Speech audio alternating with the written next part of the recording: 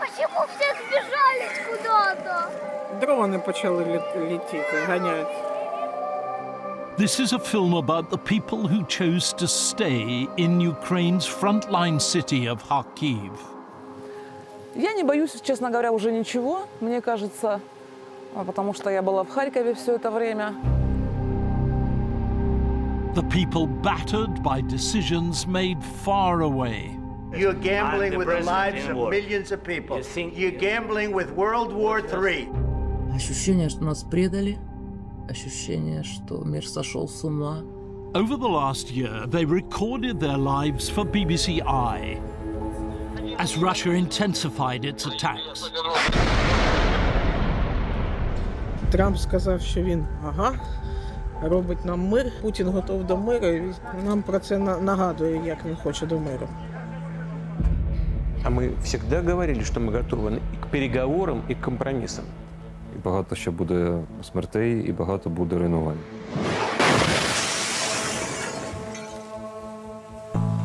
Ты не знаешь, что делать. Честно, я прощалась с жизнью. As the war drags into its fourth year, its residents struggle to cope. Ну, новини вже отут. Ми не будемо здаватися, ми будемо стояти. Дональд, услышь нас.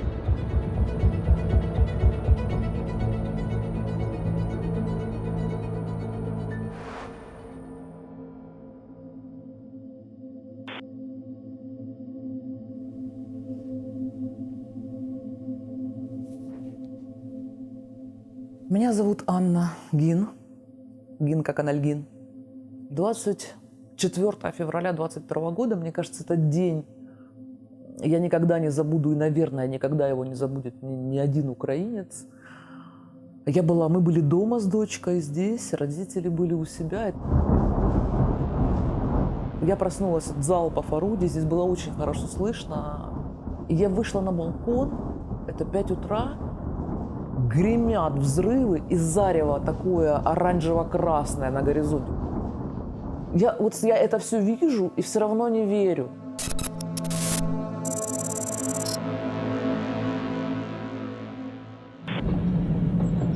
This morning, a Russian convoy moved into Kharkiv, the biggest city in eastern Ukraine. Russian-speaking and close to the border, President Putin would have hoped for a warm reception here. There was no sign of that. Kharkiv, just 30 kilometers from the Russian border, appeared to be a key priority for the Russians. Мене звати Ніколаєва Марина, я мешкаю у місті Харкові. У наш двір пройшла війна. Перші снаряди почали падати на Північну Салтівку. Північна Салтівка – це наш район, так називається, де ми мешкаємо.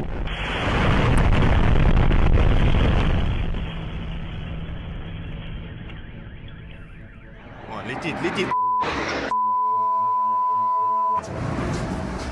In disbelief, civilians scrambled to find shelter wherever they could.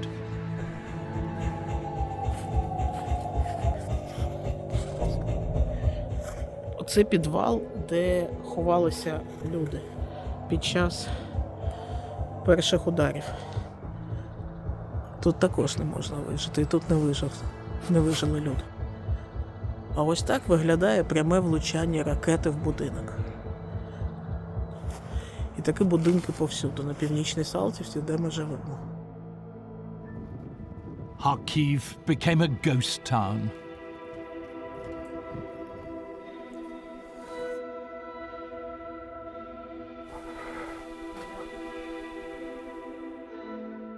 Мене звати Костянтин Зоркін. І це була абсолютна невизначеність, жахливі новини, які приходили зі всіх боків. Тому що пусте місто, ти не знаєш точно, що працює, величезні черги біля магазинів.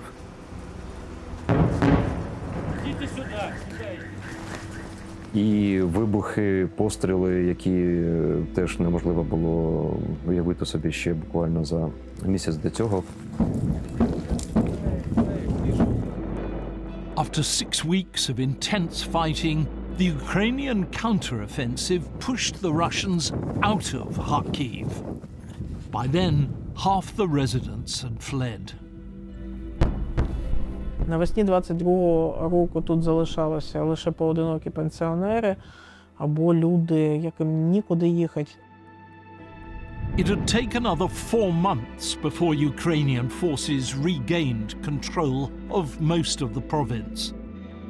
Over the next 2 years, despite periods of intense combat, the front lines remained largely unchanged.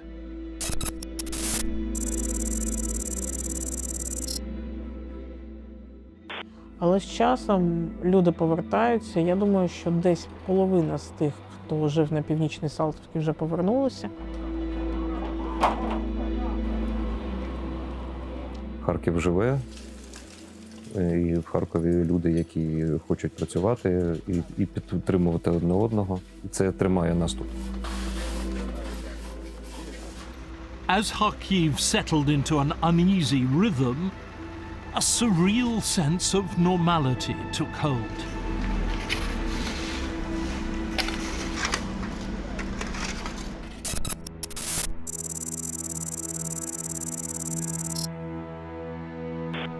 Thank you very much. With Donald Trump poised to reclaim the presidency, he warned that America's military lifeline to Ukraine wouldn't be open-ended. That's all. Got to be a deal. No, got to be a deal. Too many people being killed. That is a war that's hard. Too many people. Got to make a deal. President Putin was quick to respond. Готов буду и ко встрече, если он захочет этого. Политика и есть искусство компромисса. А мы всегда говорили, что мы готовы и к переговорам, и к компромиссам. Снежок. Классно, скоро Новый год. Смотрите, какая красота. Если не замечать воронок от ракет в парке и не слышать сирены, то на мгновение может показаться, что это обычный день.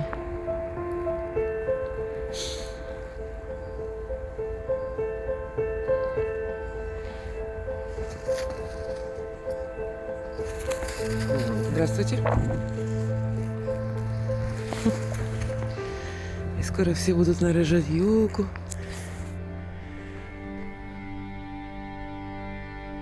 Мы живем в какой-то степени нормальную жизнь.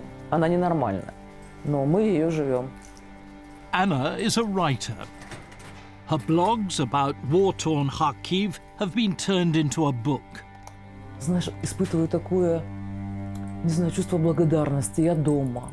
Ну и, конечно, мой дом все еще цел.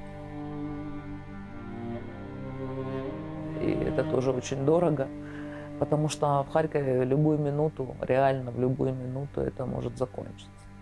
She lives alone with her parrot, Kira, and Doberman, Hector. Это моя дочь, единственный мой ребенок, с которым, к сожалению, мы живем сейчас раздельно. Война заставила ее уехать из Украины. Я очень скучаю по ней. Но она здесь маленькая, ей здесь 6 лет. Сейчас буду плакать. А это мои родители. Папа с мамой. Их забрала война, уже эта война. В 22 году они умерли с разницей в 44 дня. Ракета попала в их двор, и у мамы схватило сердце.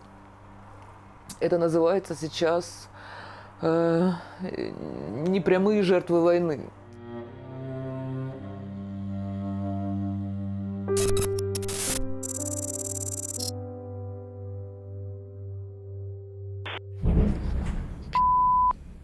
Шестая ракета уже.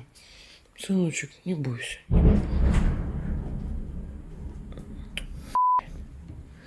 Все хорошо, все хорошо. 6 утра, 25 декабря. On Christmas morning, the city woke as 12 Russian missiles targeted Kharkiv's heating infrastructure. Hundreds of thousands were left in the cold. Сьогодні Різдво, був Досить важкий ранок. Харків обстрілювали, але все більш-менш нормально. Є кава, працюють в пекарні. І все ж таки є дух Різдва. Ми його трохи відмічаємо кавою та смачними булочками. Marina runs an online news site for Kharkiv. She feels duty-bound to stay and report the war. Проблема була в тому, що війна прийшла безпосередньо в мій дім, і я тут вже не в командировці, не на виїзді, а тут мій дім, тут мої діти, тут моя родина. She's a single mother to 7-year-old twins, Gritsa and Pelagaya. Поїхали, давайте паровозик робити. Я ж вас... Паровозик 23! Безумовно, це діти війни. Вони ж чують вибухи. Безумовно, якось на них це впливає. Безумовно, я як мати кожен день переживаю. Зараз покажу, чому у нас тут більш-менш безпечно. Зимова каска і ось така зимова каска. Ми якось з цим звикли вже. Ну, діти знають, що туди ходити не можна. Like so many in Kharkiv, Marina has strong links to Russia. У мене батько був росіянин. Він приїхав сюди під час СРСР навчатися. А моя мати українка відсюди. She stopped speaking Russian after the invasion. Ну, іноді лаюсь російською. Це якось природне на російській.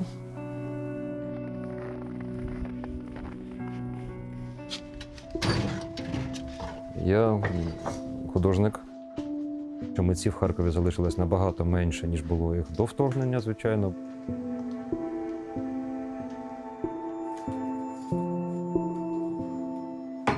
Для мене це мистецтво, те, що тримає.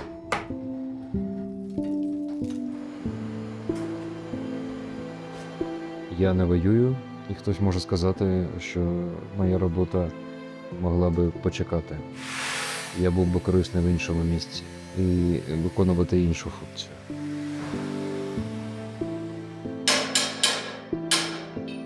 Ну, поки що я працюю, і поки я можу це робити, завдяки людям, які тримають оборону. Мої справи колись дійсно будуть мати значення для інших. Although not on the front line, the war has still cost Konstantin.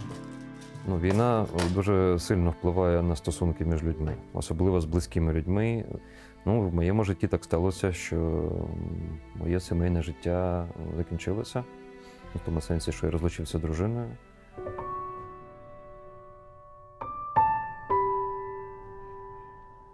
Тепер воно зі мною є. Це кохання. Це прекрасна Адела.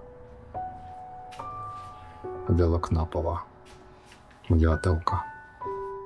Я думав, що боюсь втратити мистецтво, а тепер я боюсь втратити кохання теж. Тепер в мене є ця сила, яка мене підтримує.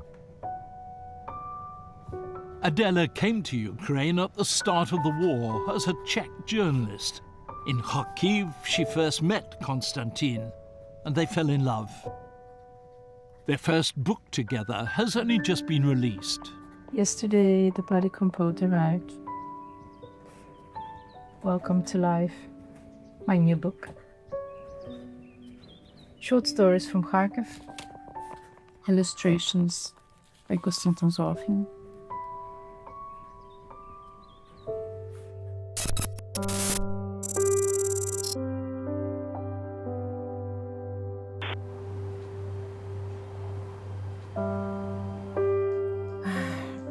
Новый год, семейный праздник.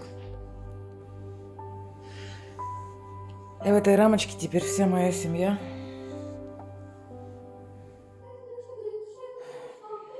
И вот еще моя семья ходит, ноет Новый год через несколько часов. Ты как подготовился? К миске меня зовешь? Полная еще миска. Вот моя семья и вот моя семья. Привет, семья. Ты не засыпай. Нам еще президента смотреть. Дорогий народе, із перших хвилин цієї війни Америка була з Україною. Я не маю сумніву, що новий американський президент хоче і зможе принести мир та покласти край путінській агресії. Нехай 2025 стане нашим роком.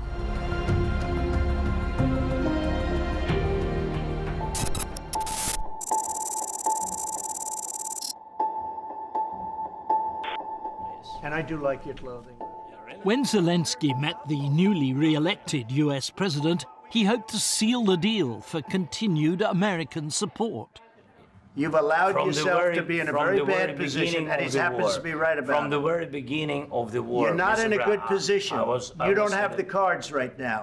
With us, you start having not playing cards. cards. Right now, you don't. I'm very You're playing serious, cards. Mr. President. You're I'm playing very cards. serious. You're gambling I'm the with the president lives in of war. millions of people. You think- You're gambling with World War III. Just when Zelensky thought it couldn't get any worse, it did. The Americans announced they were stopping all military aid and intelligence sharing, both vital to Ukraine's war effort. Знаете, совершенно невыносимо включать новости. Мы все в шоковом состоянии. Ощущение, что нас предали. Ощущение, что мир сошел с ума. Когда президент огромной страны, Соединенных Штатов Америки, выворачивает правду наизнанку.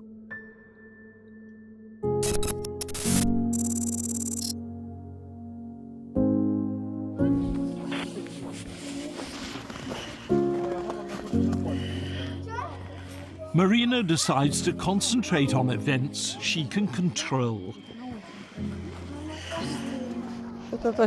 She takes her children to the once popular zoo or eco park on the outskirts of Kharkiv.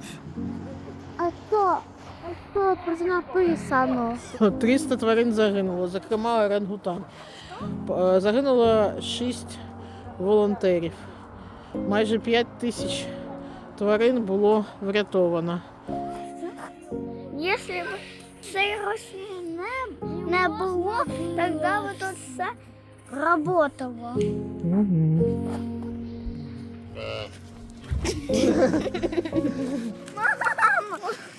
Мама, вот это вот сильно маленькая, это вот я, а это ты.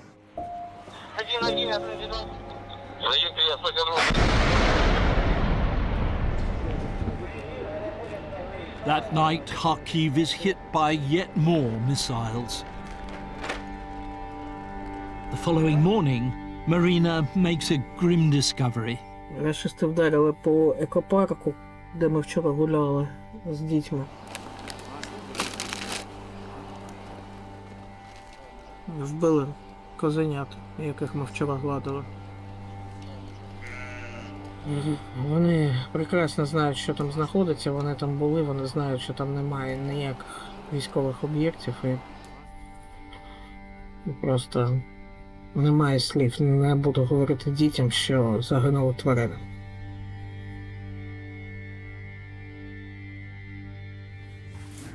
Харків is Magic City.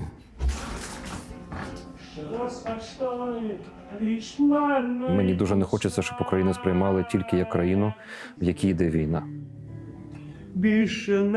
У нас є дуже цікаві речі, крім війни. Буду вічно сам я у чорному акорді. Промені, як від сонячних очей. Буду вічно сам я в чорному акорді. Промені, як від Харків'ян харків'янами робить, я думаю, любов до міста. І особливо це потужно відчувається з початком повномасштабного вторгнення, тому що люди відчули цю травму, яку отримало місто. Konstantin and many other Kharkiv residents find it hard to imagine living anywhere else. Before Russia attacked, Kharkiv was vibrant. Харьков – это мой родной город, я его очень люблю. Да, мы очень близко к Российской Федерации. Да, на велосипеде можно до границы доехать, но это Украина. Харьков – это сердце Украины. It was known for its architecture, grand boulevards, and Freedom Square. Харків був першою столицею України, Української СССР. І Харків, от його амбіції спрямовані в майбутнє, ця енергія в Харкові була завжди, і зараз вона є. The city prided itself on being multicultural, with Ukrainian and Russian speakers living side by side. Тут пряма дорога на Росію, і кожні вихідні сюди приїжджали купа людей з Росії.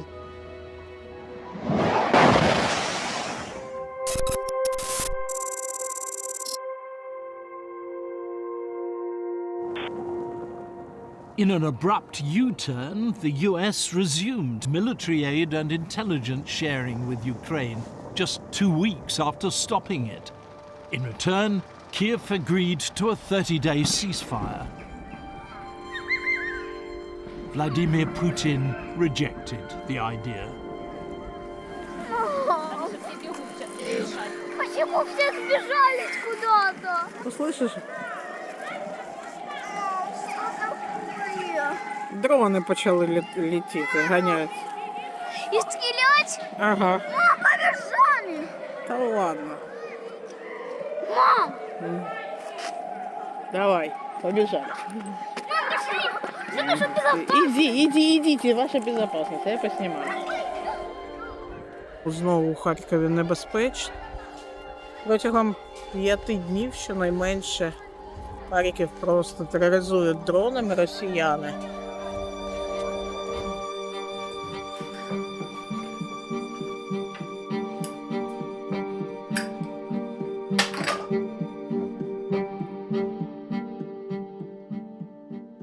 Ну, новини вже отут. Бо всі ці заяви, всі ці події, спочатку якась заборона, потім дозвіл, потім там втримання допомоги, потім дозвіл на допомогу. Це все вже було багато разів.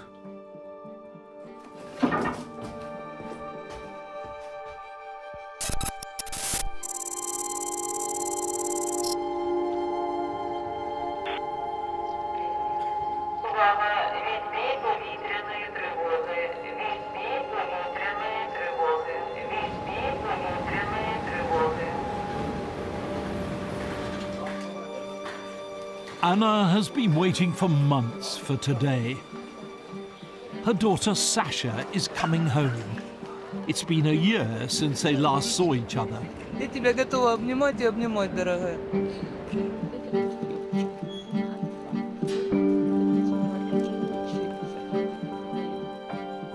Саша приехал.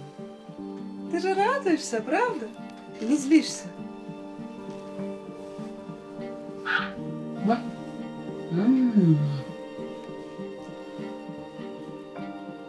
With no commercial flights running to Ukraine, it's no easy journey.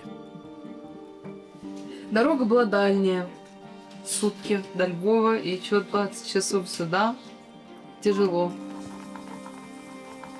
Over breakfast, Anna updates her daughter about life in the city. Ну, периодами. Знаешь, бывают периоды вот, неделю-две без продыху. То ракета, то авиабомба, то шахеды, то есть целый день орёт сирена, целый божий день. Бывает период относительно тихий. Не знаю, может, боеприпасы заканчиваются. Отвлекитесь от телефона, девушка. Вау!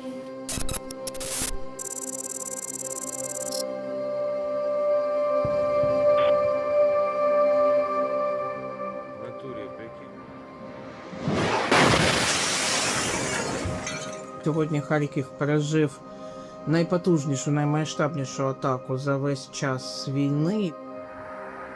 Всю ніч ми не спали, ви бачите досі дим з 2:30 ночі до 5 ранку. Постійно рашисти бомбардували Харків. Поэтому, хлопці, все в ваших руках. It was to get worse.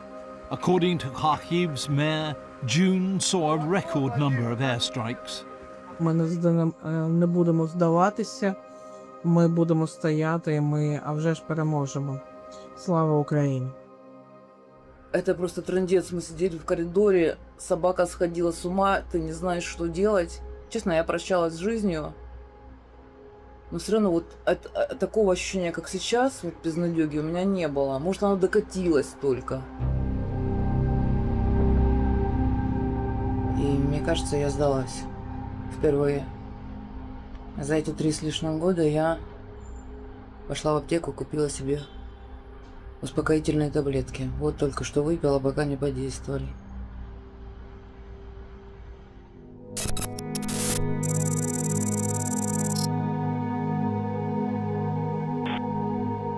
In another stark change of tone, President Trump once again appeared to change policy, warning Vladimir Putin, peace in 50 days, or face more tariffs. My conversations with him are always very pleasant. They say he's not a very lovely conversation. And then the missiles go off that night. And that night, Russia responded to Trump's ultimatum with a massive attack on Kharkiv. Сидим в ванне. Массированный обстрел, опять уже 17 взрывов было. Летит и летит. 50 дней. И еще надо подумать, сколько людей погибнет, что, ради чего, почему. Все задаются одним и тем же вопросом. Почему? Дональд, услышь нас. Дожить бы до утра. Trump didn't wait 50 days. Instead, he met Putin for talks. There was no peace deal. The Russian attacks continued.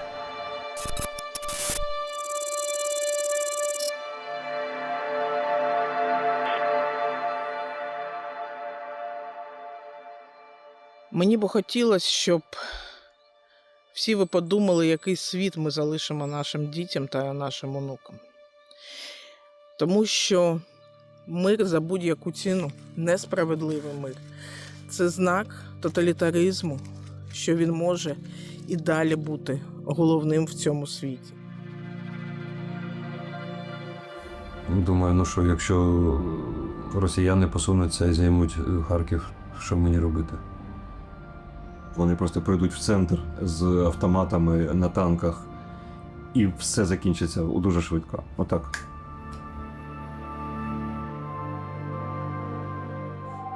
Я не могу уехать. Ну вот не могу и все. Да? Ты хочешь ехать? Вряд ли. А если вы считаете это глупостью, ваше право. Я попыталась объяснить.